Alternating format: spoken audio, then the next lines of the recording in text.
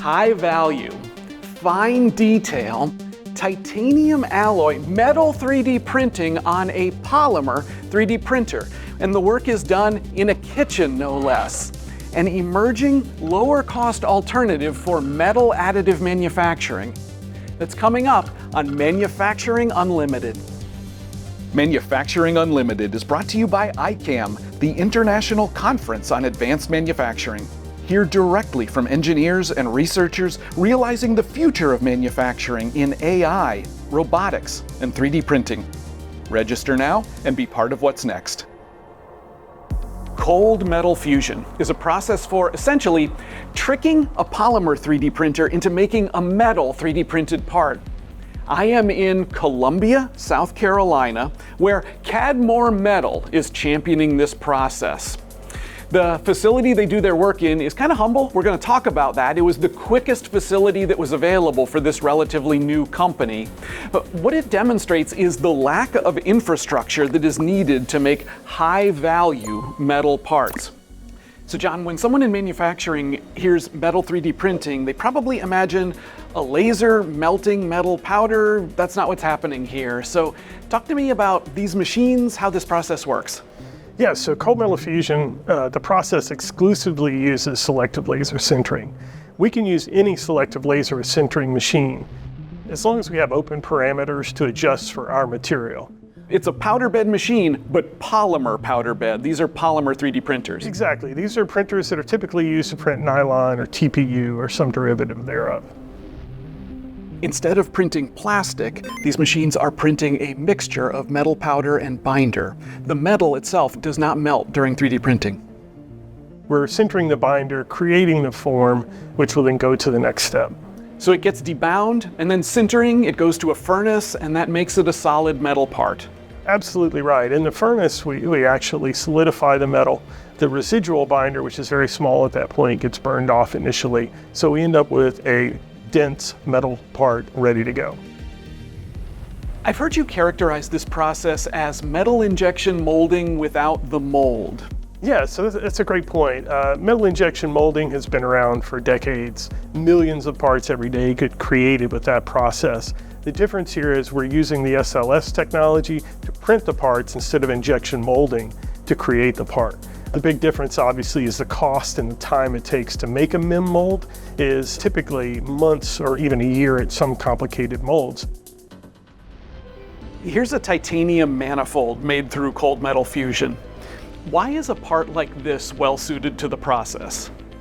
Great question, Pete. So if we think about manifolds, they're typically CNC machined out of a block of billet material. To create a manifold, it requires drilling from multiple sides. It requires plugging to connect the intersections. It's a very inefficient process from that perspective. And without a process like cold metal fusion, there's just no other way. This is Ti-64.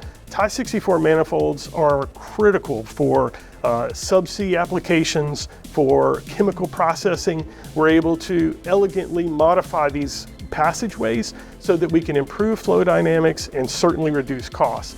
A manifold block like this, manufactured with CNC in Ti-64, is a $3,500–4,000 part. For us, this is a $500 part they produced in a matter of a couple of days.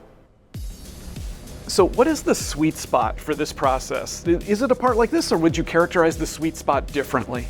The wall thickness where we really thrive is around 2 millimeters up to 25 millimeters thick. That size range is where another additive technology is often used, laser powder bed fusion.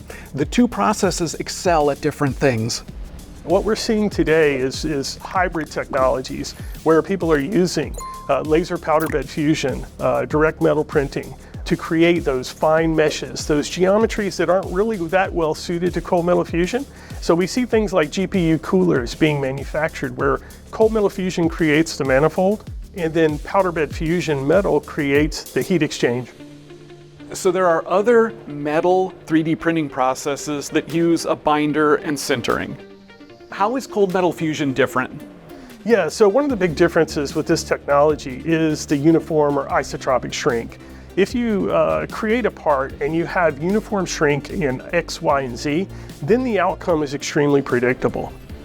Another surprising aspect of this technology is where it can operate. CADmore's Tech Center is not in a special purpose lab, it's in a former industrial kitchen. When you're printing with a material that has a lack of an explosion risk, it widens the ability of where you can do this. Our customers are able to run these powders in their SLS machines in an office space. You presented this technology at ICAM. What was that experience like? I mean, it was a huge moment for CADmore Metal.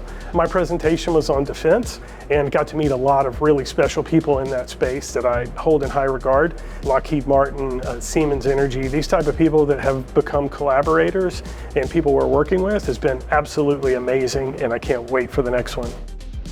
John, final thoughts about cold metal fusion, the promise of this process. One of the beauties of this technology is the ability to containerize this technology.